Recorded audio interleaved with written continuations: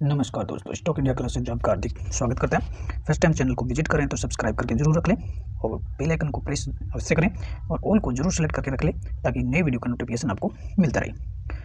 और मित्रों, इस वीडियो में अपन बात करेंगे कल के लिए और बहुत ही बड़े स्टॉक्स जिनमें मल्टीबैगर होने की क्षमता देखने को मिल सकती है।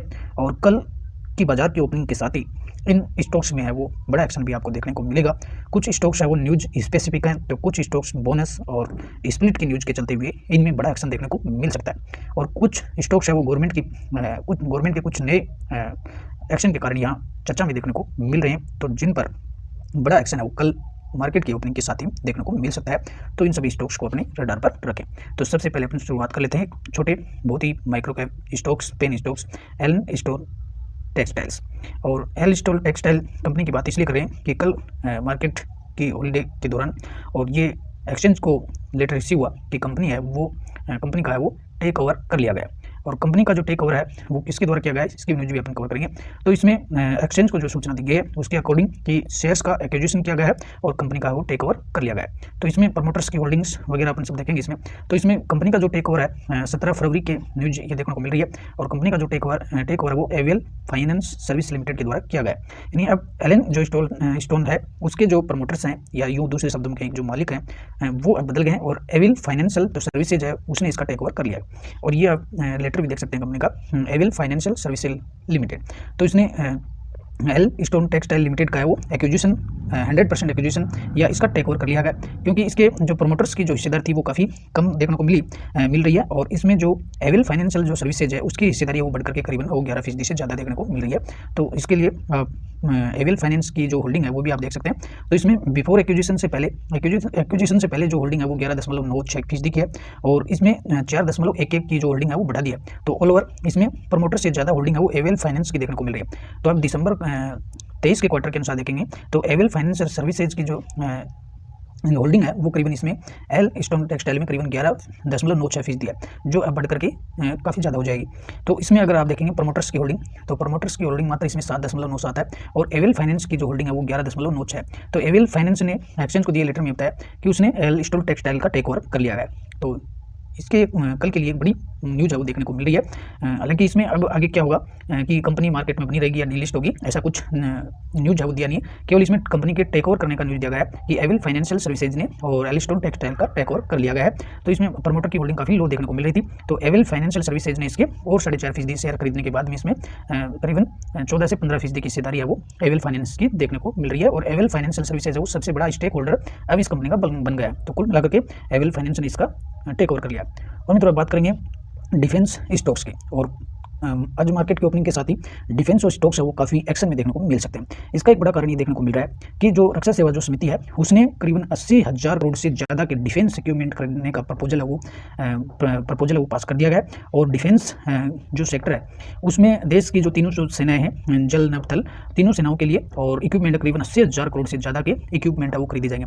तो इसके तहत 3 कंपनियों को, जो गवर्नमेंट की जो 3 बड़ी जो कंपनियां डिफेंस में, उनको बड़ा फायदा होने वाला है, जिनमें HAL, BEL और BDL।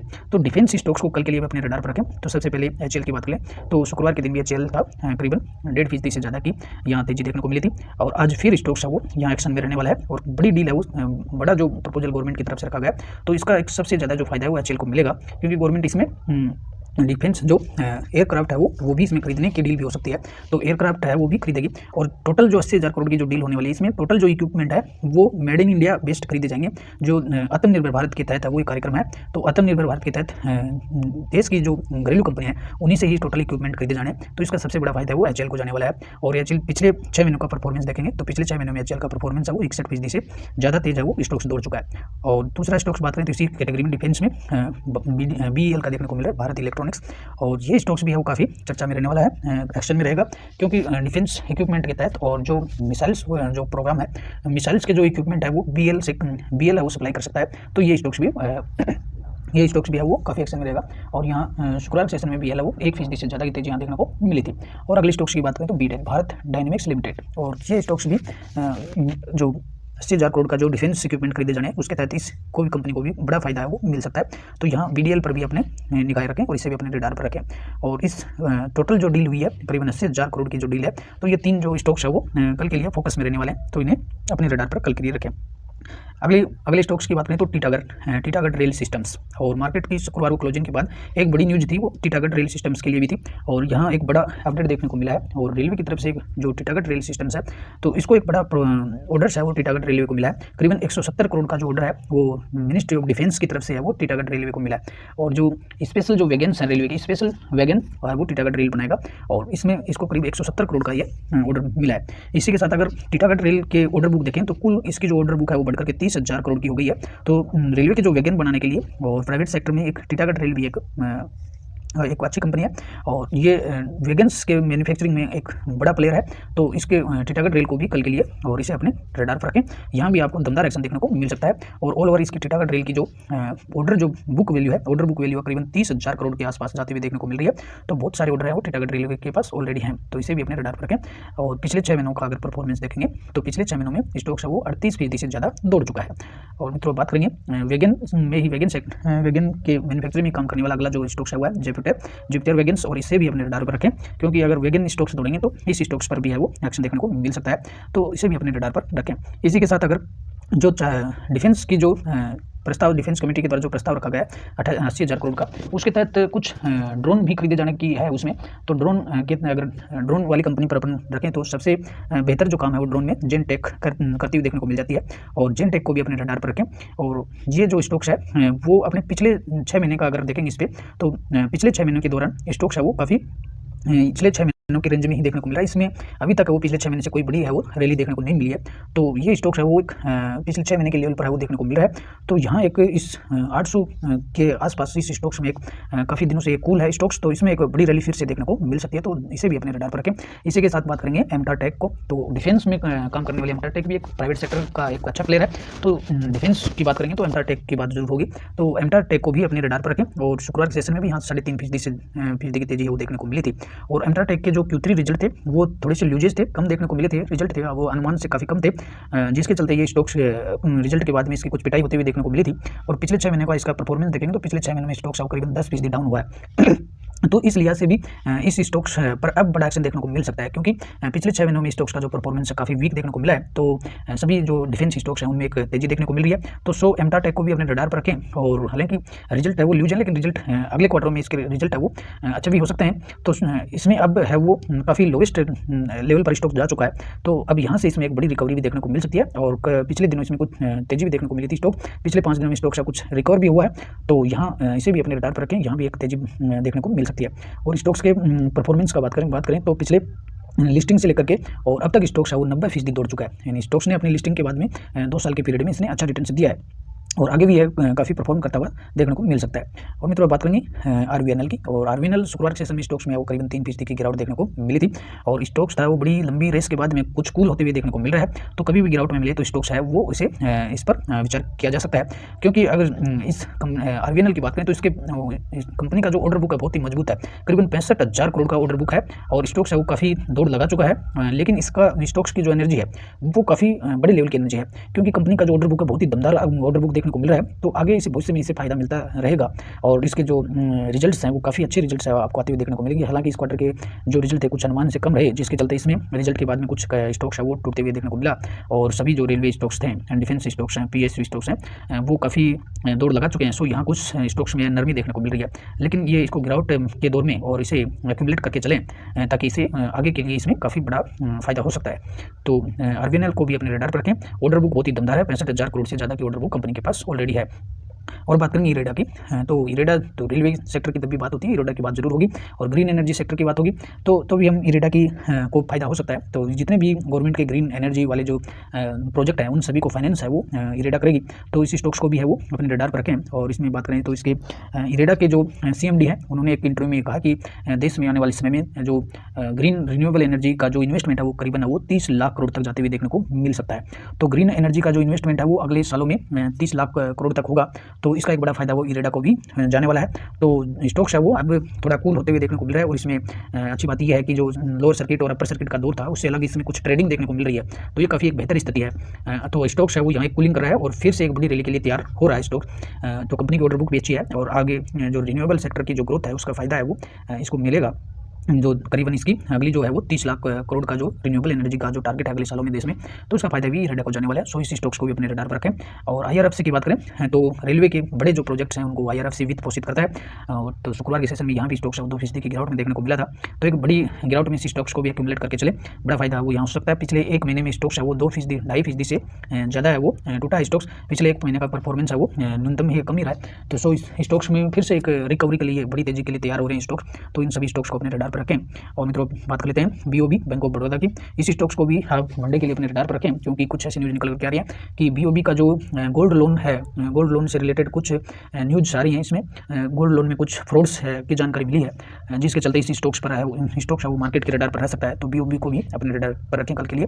और बात करें HDFC बैंक की, तो HDFC बैंक भी अपने 2.5 से 3 साल के निचले लेवल पर जाते हुए देखने को मिल रहा है। तो इस स्टॉक्स को भी अपने रडार पर रखें। और HDFC बैंक पर बड़े टारगेट्स है वो ब्रोकरेज के द्वारा देखने को मिल रहे हैं। और मॉर्गन स्टैनली ने कहा है कि इसमें HDFC बैंक की अच्छी क्षमताएं हैं कि इसमें करीबन 50% की अपसाइड देखने को मिल सकती है। तो ऐसे बड़े टारगेट्स है मॉर्गन स्टैनली की तरफ से देखने को मिल रहे हैं। हालांकि इसका जो स्टॉक्स है ऑलरेडी 17 से 20% करेक्ट हो चुका है, और HDFC बैंक का जो ADR है वो भी करीबन 20% करेक्ट हुआ है। तो लेकिन मॉर्गन जो स्टैनली है उसने इसे ओवरवेट दिया है और स्टॉक्स का जो टारगेट बढ़ाकर 2110 का कर दिया है। तो ये एक बड़ा अपसाइड का मूवमेंट इसमें देखने को मिल सकता है। और तो इसे भी एक्यूमुलेट करके चले। और मॉर्गन जो स्टैनली है इस पर इनको काफ़ी बुलिश नजर आता है स्टॉक से। और बात करें तो इसमें तेज़ी क्यों आ सकती है कि HDFC बैंक, एक तो इसका जो मर्जर हो रहा है, मर्जर के बाद एक तो इसकी जो लोन बुक है वो काफ़ी बड़ी होने वाली है और डबल डिजिट जो लोन ग्रोथ है वो आगे देखने को मिल सकती है। इसलिए मॉर्गन जो स्टैनली है इसने 50% का अपसाइड मूवमेंट इसमें देखने को मिल सकता है। तो इसे भी एक बहुत ही उचित रेट पर है HDFC बैंक देखने को मिल रहा है। तो सो इसे भी अपने रडार पर रखें। और बात कर लेते हैं YES बैंक की। और शुक्रवार के सेशन में YES बैंक भी करीबन 2% की गिरावट में देखने को मिला था। और यहाँ एक YES बैंक पर एक बड़ी ब्लॉक डील यहाँ देखने को मिली थी।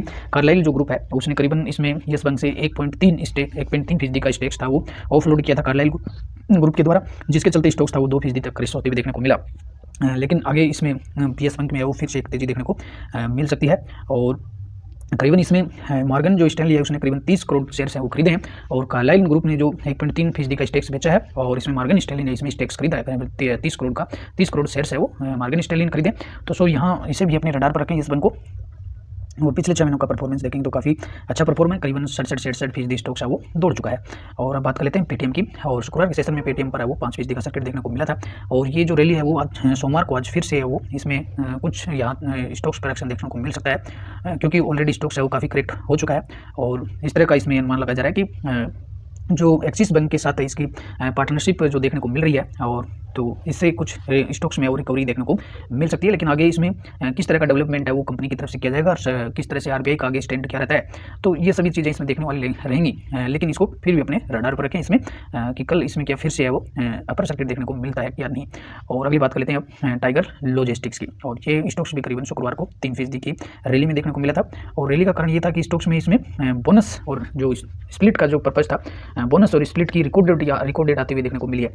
और जो टाइगर लॉजिस्टिक्स है काफ़ी लॉजिस्टिक्स सेक्टर की काफ़ी मजबूत कंपनी है, और पिछला इसमें 1 और 10 के अनुपात में स्टॉक स्प्लिट मिलने वाला है। 1 के बदले इसमें 10 शेयर्स है वो स्प्लिट में मिलेंगे। और इसकी जो रिकॉर्ड डेट है वो फिक्स कर दी गई है, और 8 मार्च है वो इसमें रिकॉर्ड डेट रखी गई है। तो सो ये स्टॉक्स भी है वो रडार पर रहने वाला है। इसमें जो एक्सचेंज को दी सूचना में इसने बताया कि जो 4 मार्च है वो इसके लिए रिकॉर्ड डेट रखी गई है, और 1 के बदले 10 1 का स्प्लिट इसमें मिलने वाला है। तो जो 10 की फेस वैल्यू का शेयर है वो 1 की फेस वैल्यू में बदलने वाला है। तो इसे भी अपने रडार पर रखें। और पिछले 6 महीनों का परफॉर्मेंस देखेंगे तो बहुत ही शानदार है। पिछले 6 महीने में स्टॉक्स है वो 125% तक दौड़ते हुए देखने को मिल रहा है। तो इसे भी अपने अगली न्यूज़ के लिए रखें। और मित्रों बात कर लेते हैं कुछ ऐसे स्टॉक्स हैं जो मंडे को अपने को मार्केट की ओपनिंग के साथ में तेजी देखने को मिलेगी, और इन स्टॉक्स में स्टॉक स्प्लिट की न्यूज़ देखने को मिल रही है, जिसके चलते यहाँ भी कुछ एक्शन देखने को मिलेगा। और बात करेंगे ग्रीन एनर्जी सेक्टर की दमदार कंपनी SG मार्ट की। और SG मार्ट में भी यहाँ 2% का सर्किट देखने को मिला था, और स्टॉक्स है वो 11,000 से ऊपर देखने को मिला है। तो यहाँ भी बड़ा स्प्लिट देखने को मिल रहा है। कंपनी 1 के बदले 10 का स्प्लिट देने वाली है, 1 शेयर को 10 टुकड़ों में तोड़ने वाली है। साथ ही इस पर बोनस भी मिलेगा, और 1 के बदले 1 शेयर इसमें बोनस में मिलने वाला है। तो ये रिन्यूएबल सेक्टर की है वो सोलार एनर्जी के सेक्टर में काम करने वाली बहुत ही दमदार कंपनी है। पिछले 6 महीनों का परफॉर्मेंस देखेंगे तो यहाँ करीबन 233% का रिटर्न्स देखने को मिल रहा है। तो यहाँ स्टॉक्स का पिछला जो रिकॉर्ड है वो हर 6 महीने में है वो डबल से ज़्यादा होते हुए देखने को मिल रहा है। तो SG मार्ट पर भी एक साथ 2 न्यूज़ है, स्प्लिट भी है, वो बोनस भी है। और स्प्लिट की जो इसकी रिकॉर्ड डेट है वो 22 फरवरी रखी गई है।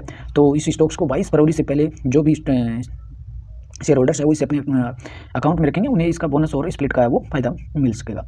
और अगली कंपनी की बात करें तो इसमें रेमेडियम लाइफ केयर और फार्मा सेक्टर की एक अच्छी कंपनी है, और यहाँ पर भी शुक्रवार सेशन में 8% से ज़्यादा की रैली देखने को मिली थी। और हालांकि पिछले 5 दिन में स्टॉक्स है वो 25% तक दौड़ चुका है, और काफ़ी रैली में स्टॉक्स है वो ऑलरेडी आ चुका है। और अब इसमें भी जो एक के बदले है वो स्टॉक्स में है, एक के बदले पाँच शेयरों में ये स्टॉक्स भी टूटने वाला है, और स्टॉक्स की नई फेस वैल्यू है वो ₹1 की आते हुए देखने को मिलेगी। तो यहाँ भी एक के बदले 5 शेयर है वो मिलेंगे इसमें। और स्टॉक्स का पिछला अगर रिकॉर्ड देखेंगे तो पिछली बार भी इसने बोनस दिया था, 9 और 5 के अनुपात में बोनस दिया था, 1 के बदले 2 का यहाँ स्प्लिट था, और स्टॉक्स है वो ऑलरेडी है वो करीबन 2000% से ज़्यादा दौड़ चुका है। और अब इसमें 1 के बदले 5 शेयरों का 1 के बदले 5 शेयर है वो इसमें स्प्लिट में देखने को मिल रहे हैं। सो इसे भी अपने रडार पर रखें।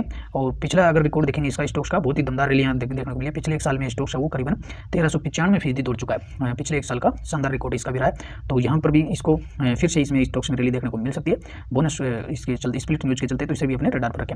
और अगले शेयरों की बात करें तो कुछ बोनस शेयरों की बात करेंगे जो आपको कल सोमवार को जिन शेयरों में बोनस शेयर के लिए इनकी एक्स डेट आती हुई रिकॉर्ड डेट देखने को मिल रही है। और पहले बात करेंगे इसमें चॉइस इंटरनेशनल की। तो चॉइस इंटरनेशनल है, इस पर भी आपको 1:1 में बोनस शेयर मिलने वाला है, 1 के बदले 1 बोनस शेयर मिलेगा, तो शेयर इसमें डबल होते हुए देखने को मिलेंगे। तो चॉइस इंटरनेशनल की जो रिकॉर्ड डेट है वो भी आपको 20 फरवरी की है वो रिकॉर्ड डेट यहाँ देखने को मिल रही है, तो इसे भी अपने रडार पर रखें। और इसमें बोनस अनाउंसमेंट है, 1 के बदले 1 शेयर मिल रहा है, और जो रिकॉर्ड डेट है वो 20 फरवरी देखने को मिल रही है। और पिछला परफॉर्मेंस स्टॉक्स का देखेंगे तो पिछले 1 साल में करीबन 108% स्टॉक्स दौड़ चुका है, काफ़ी बेहतर परफॉर्मेंस किसका देखने को मिल रहा है। अगले स्टॉक्स की बात करेंगे तो लॉजिस का इन्फोवी लिमिटेड, और लॉजिस का जो इन्फो है इस पर भी आपको बोनस शेयर की न्यूज़ है वो देखने को मिल रही है। और शुक्रवार सेशन में भी स्टॉक्स करीबन 2.5% दौड़ते हुए नजर आया था, और इसमें भी कंपनी ने 1 के बदले 5 बोनस शेयर कंपनी बांट रही है, और इसकी रिकॉर्ड डेट है वो भी तय हो गई है।